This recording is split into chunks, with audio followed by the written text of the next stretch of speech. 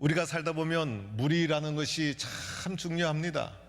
좋은 물을 마셔야 되고, 그리고 깨끗한 물을 마셔야 되고, 저희 교회 카페 수익금 11조를 가지고 선교를 한 적이 있었어요. 그래서 아프리카 우간다에 운물을 만들어서 운물을 이게 시작을 할 때 제가 포항에 있는 목사님들과 함께 우간다에 가서 동북교회가 만들어진 그 산골에 있는 마을의 운물을 펌프질을 하고 돌아온 적이 있었습니다. 그 펌프질을 할 때 물이 콸콸 쏟아지니까 아프리카 원주민들이 얼마나 좋아하는지 껑충껑충 뛰고 춤을 추고, 어떤 분들은 너무나 기뻐서 바나나 나무 통째로 갖고 오고, 사탕수수 긴 거 갖고 오고, 그리고 통닭도 닭 씨암탉 그대로 저한테 갖다 바치고, 계란도 갖다 주고. 그런데 하나도 가져올 수가 없어서 거기에다 다 기증하고 돌아왔어요. 얼마나 기뻐하는지.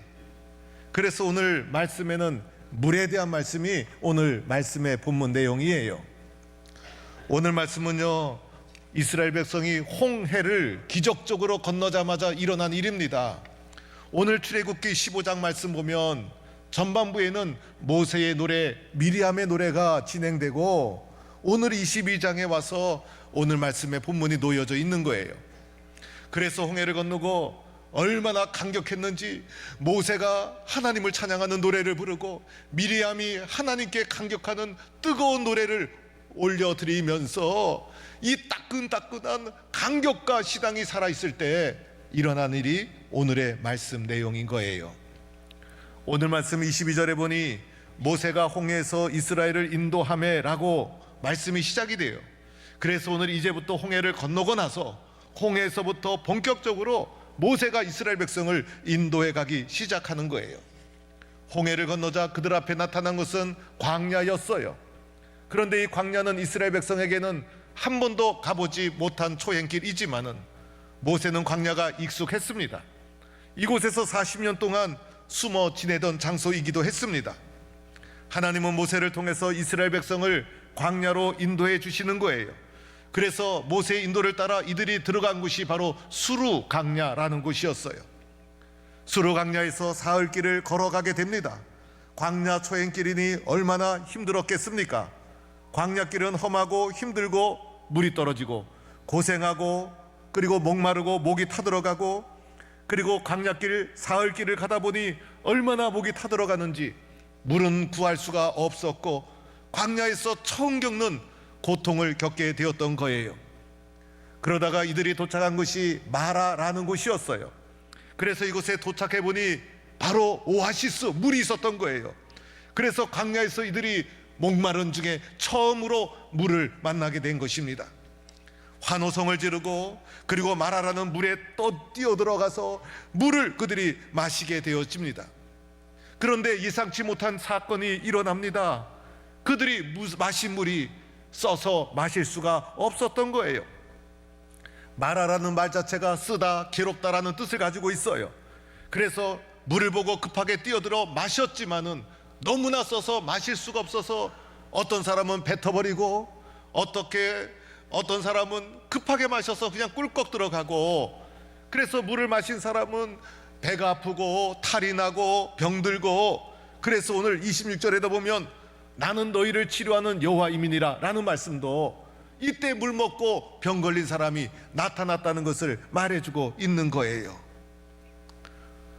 홍해를 건너고 이제 3일 만에 광야길을 목마름을 견뎌가며 이겨왔어요. 그리고 간신히 오아시스를 발견해서 마신 물이 쓴물이었어요. 그들은 더 갈증에 시달리게 되고, 이제 백성의 인내는 한계에 도달합니다. 백성들이 흥분하기 시작하고 마침내 이곳저곳에서 불평이 쏟아집니다. 모세를 원망하기 시작합니다. 광야 한복판에서 목이 타서 죽게 될 상황에 처해집니다. 불안과 두려움이 찾아왔습니다. 이들이 모세에게 항의하기 시작합니다. 우리가 무엇을 마실까? 오늘 본문에는 점잖게 번역이 되어 있지만은 이 말씀은 우리더러 무엇을 마시라는 말입니까? 모세 책임지십시오라고 하면서 모세의 아주 적대적인 감정을 가지고 불평과 분노를 쏟아놓는 상황이었다는 거예요. 이들이 홍해를 건넌 지 불과 3일밖에 되지 않았습니다. 3일 만에 수르 강야 한복판에서 엄청난 위기 속에 민족이 빠져들고 만 겁니다. 여러분, 이 난국을 어떻게 해결해야 될까? 이 난국을 어떻게 해결해야 될까? 이때 이 순간 어떻게 문제를 해결하느냐가 너무나 중요한 거예요. 이때 모세가 선택한 것이 오늘 말씀 25절에 나오죠. 모세는 어떻게 했습니까? 모세가 여호와께 부르짖었더니, 여호와께 부르짖기 시작했다는 거예요. 기도하기 시작했다는 거예요. 하나님께 부르짖는 기도를 드린 거예요. 그래서 오늘 문장이 짤막하게 나오지만은 모세가 이 위기를 어떻게 대처했는가를 선정적으로 분명하게 우리에게 보여주고 있어요. 하나님, 우리의 힘과 능력으로는 어찌할 수 없어요. 여기는 광야 한복판입니다. 하나님이 도와주시지 아니하시면 아무것도 할 수 없습니다. 하나님께 기도하기 시작하되 부르짖는 기도를 하나님께 드렸다는 거예요. 그래서 하나님께 의지해서 간절하게 부르짖는 기도를 모세가 이 수르 강야 한복판에서 드리게 된 겁니다. 모세가 부르짖어 기도할 때 기도하면 이루어지고, 기도하면 길이 열리고, 기도하면 막혔던 것도 열리고, 기도하면 되고, 기도하면 해결될 줄로 믿습니다. 그런데 모세가 기도하자 이곳에서 곧바로 하나님이 응답해 주세요. 그래서 하나님의 응답이 즉시 이루어지는데, 하나님께서 한 나뭇가지를 가리키더니 이 나무는요, 광야에서 흔하게 발견하는 나무였어요. 그것을 물에 던지라. 그래서 이 나뭇가지에 무슨 능력이 있었던 것이 아니에요. 중요한 것은 모세는 하나님께 부르짖어 기도하고 하나님은 그의 기도에 응답해 주셨다는 것이 중요한 거예요. 그래서 이 나뭇가지를 물에 던지자 물이 달았다. 그래서 단물이 나왔다. 좋은 물, 물이 달다 이렇게 표현하지 않습니까? 그래서 쓴물이 단물로 변하여 광야 한복판에서 겪게 된 위기적 상황을 극복하는 모세의 사건을 우리가 보게 되는 것입니다. 여러분, 그리고 나서 오늘 이 불순종한 사람들, 이 홍해를 건너기 전에도 이들이 하나님께 원망하고 모세를 원망했죠. 원망을 밥 먹듯이 하는 이 불순종하는 백성들, 오늘 홍해를 건너자마자 3일 만에 또다시 원망해서 밥 먹듯이 원망하는 이 백성들을 어떻게 해야 됩니까? 이 백성들 심판해야 되지 않습니까? 이 백성들을 끌고 어떻게 이 험난한 강약길을 헤쳐나갈 수 있겠어요? 그런데 하나님은 이 백성을 심판하지 않습니다. 도리어 그들에게 심판 대신 법도와 율례를 주십니다. 오늘 25절 말씀, 그들을 위하여 법도와 율례를 정하시고 그들에게 법도와 율례를 주세요. 그 전까지는 하나님의 말씀이 없었어요. 그래서 그들의 경험, 그들의 지식, 그들의 성격, 그들의 성품, 그래서 우리들의 성품 자체는 죄 아래에 있는 성품, 이기적인 기질이어서 상황이 안 좋아지면 원망하고, 그리고 상황이 안 좋아지면 불평하고 공격하고 그러했지만은 이제는 하나님이 그들에게 말씀을 주어서 말씀에 순종하는 하나님의 사람으로 살아가라. 말씀의 인도함을 받으며 광야길을 헤쳐나가라. 말씀을 통해 하나님이 그들과 관계를 맺어 주시는 거예요. 그래서 말씀에 순종함으로 하나님을 믿는 백성이 되어서 말씀 붙잡고 험한 광야길을 헤쳐나가라. 그래서 그들에게 말씀을 주시고 그들에게 요청을 하죠. 이 말씀을 잘 들어라. 그래서 26절에 보니 여호와의 말씀을 들어라, 들어라. 내 계명에 귀를 기울여라. 그래서 하나님의 말씀에 귀를 기울이고 하나님의 말씀을 잘 듣고 하나님의 말씀을 가슴에 새기고, 그리고 더 나가 그 말씀에 순종해라. 그래서 여호와의 말씀을 들어 순종하고 여호와의 보기에 의를 행하고 내 모든 규례를 지키라. 듣는 것도 쉽지가 않아요. 우리는 안 들어요. 그러나 안 듣는 백성이 아니라 하나님의 말씀을 잘 경청하고 하나님의 말씀을 공감하고 하나님의 말씀을 듣고 마음에 새긴 후에 이것을 붙잡고 말씀대로 될 줄로 믿고 순종하고 실천하고 이 말씀을 의지해서 광야와 같은 인생길을 이제는 헤쳐나가라. 그들에게 하나님이 말씀을 주셨다는 거예요. 그리고 하시는 말씀이 내가 애굽 사람에게 내린 모든 질병 중 하나도 너에게 내리지 아니하리니 나는 너희를 치료하는 여호와임이니라. 하나님의 말씀만이 세상에서 병들고 상처받고 그리고 힘들어하는 나의 마음과 생각과 영혼을 치료해 주신 분은 누구십니까? 하나님의 말씀. 하나님의 말씀만이 말씀에 듣고 순종하며 걸어가는 자를 치료해 주시고 치유해 주심을 말해주고 있는 겁니다. 사랑하는 성도 여러분, 저는 이 말씀을 보면서요, 우리의 인생이 마치 쓴물과 같구나, 우리의 인생이 쓸모없는 쓴물과 같구나. 겉으로 보기에는 멀쩡한 물이에요. 겉으로 보기에는 누구나 마실 수 있는 물과 같아요. 그러나 아무 소용없는 쓴물 같은 것이 우리의 인생이구나. 광야와 같은 인생길 살다가 병들고 쓰러지고 목마른 인생을 살아가는구나. 이 목마름을 견디지 못하고 불평과 불만 속에 살아가는 것이 우리들의 삶이구나. 속상하고 힘들고 어렵고 무엇 하나 쉬운 것이 없는 목마른 광야길을 걸어가다가 쓴물 만난 이스라엘 백성처럼 쓴물 인생이 바로 우리들이구나. 이것이 바로 우리들의 인생의 모습이에요. 그러다 보니 우리들이 쉽게 하는 것 뭡니까? 원망. 오늘 이스라엘 백성이 했던 것처럼 원망하고 낙심하고 후회하고 절망하고 하나님 없는 우리들의 삶의 모습이 나름대로 광야길을 걸어가긴 걸어가요. 그러나 원망과 쓸모없는 쓴물 같은 인생이 우리들의 삶의 모습이구나. 그런데 이러한 쓴물 같은 인생이 어떻게 하면 단물로 바뀔 수 있을까? 어떻게 하면 모든 사람을 살리는 단물 같은 인생으로 내 인생도 변화될 수 있을까? 첫째는 오늘 본문을 통해서 가르치는 것, 기도해야 됩니다. 기도해야 되는 거예요.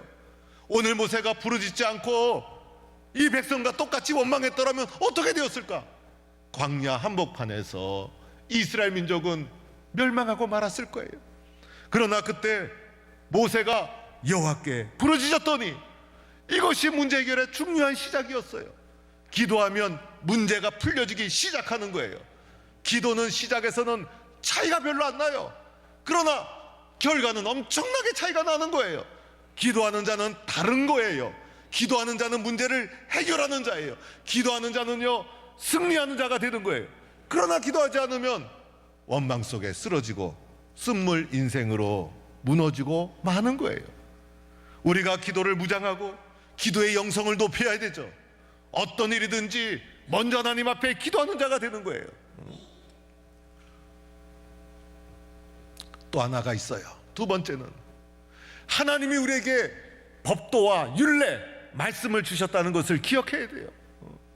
그래서 오늘 법도와 율례, 이 주님의 말씀, 이 말씀을 경청하고 순종하는 거예요. 그래서 그들이 단물로 변화될 수가 있었고 치유받는 하나님의 사람으로 다시 설 수가 있었던 거예요. 하나님, 말씀으로 나를 치료해 주세요. 말씀대로 될 줄로 믿고 순종합니다. 그 말씀을 경청하고 말씀을 공감하고 그 말씀을 마음에 새기고 말씀에 순종하고. 여러분, 이거 하나하나가 너무나 중요한 거예요. 그냥 말씀이 그냥 듣고 넘기지 마시고 말씀에 생명이 있어서 말씀에 순종하면 하나님이 반드시 이루어주신다. 말씀대로 될 줄로 믿는다. 믿고 순종하고 실천하고 공감하고 경청하고. 세상 사람들은 자기 경험, 자기 지식으로 살아가니까 오늘 쓴물이 되는 쓴물 인생이 되었을 때 원망하고. 여러분, 원망하는 민족이 잘 되겠습니까? 원망과 낙심 속에 열매가 주어지겠습니까? 그러나 기도하고 말씀 붙잡고 나가면 하나님이 쓴물 같은 우리의 인생도 단물로 바꿔주실 줄로 믿습니다. 주중에 어느 성도로부터 문자를 받았어요. 목사님 기도해 주세요. 그 문자를 보니 긴급하게 수술해야 하는 분, 오늘도 몸이 아파서 서울의 큰 병원으로 진료받으러 가는 권사님, 예배 끝나고 기도해 주다가 권사님도 울고 저도 마음이 아프고 함께 울었어요. 그분 문자를 받고 마음이 아파서 저 혼자 기도하기에 너무나 이 기도가 긴급해서 중보 기도실에 기도 제목을 넣었어요. 중보 기도실에서 우리 중보 기도 사역자들이 매 시간마다 기도해요. 우리 중보 기도 사역자들은 중보 기도실을 비우지 마시기 바랍니다.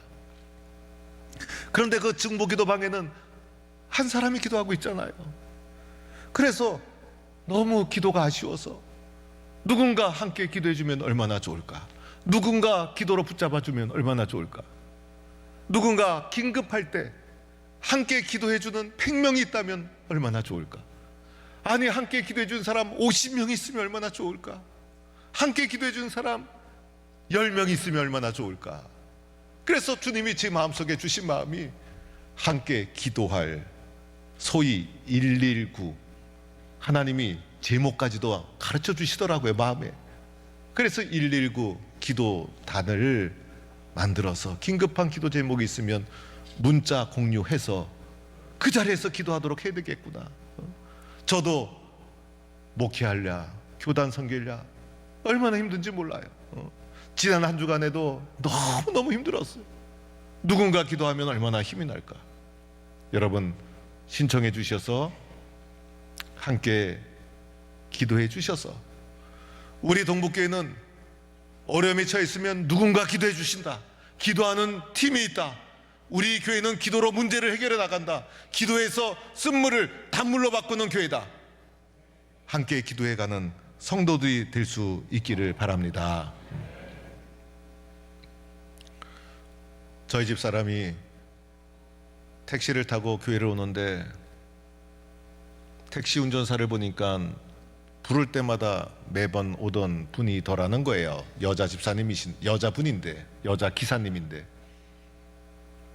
근데 오늘따라 조금 늦게 왔어요. 그래서 그분을 자주 보니까 하나님이 전도하시라고 자주 만나게 하는구나. 그래서 물어봤대요. 오늘은 조금 늦었네요. 그랬더니 예배 보고 오느라고 늦었다 그러더래요. 어느 교회 다니세요? 동북교회 다닌다고 그러더래요. 그래서 저 모르세요? 하니까 모른다 그러더래요.